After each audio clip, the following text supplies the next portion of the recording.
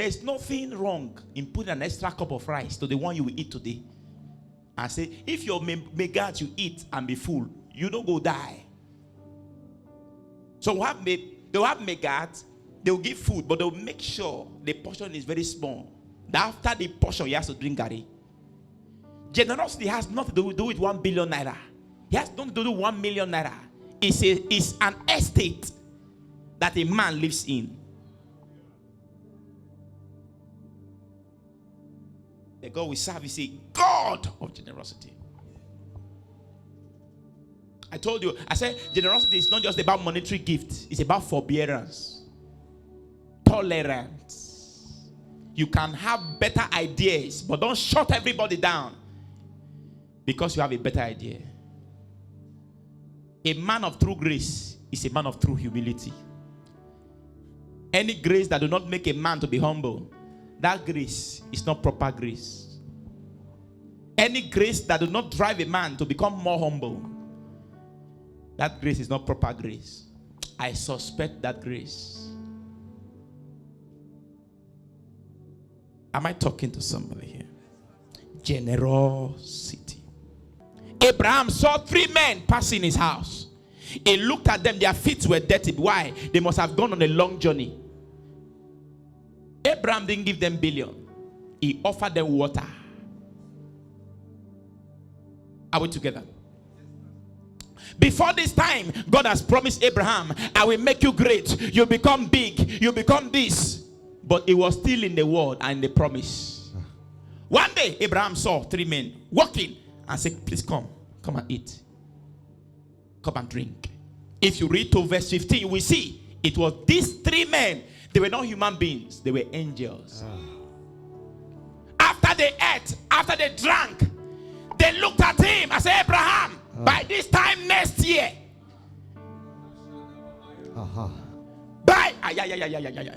See, do you know the reason why we don't see the move of God? We are expecting God in the real places. My God. In the physical places.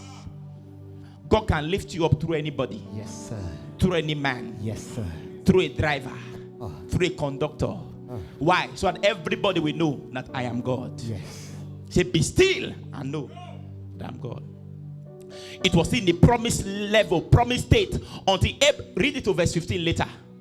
Abraham saw and gave them food. He washed their feet. And the 3 men looked at him and said, by this time next year, you will carry your bed. My God. Why? By a singular act of generosity. Sometimes, even what you already have that you will not go and buy, God wants to use it. Even what you have that you will not go and buy, God wants to pass through it. He will say, never. It must be given to me for a fee. Peter came and he was trying to catch fish.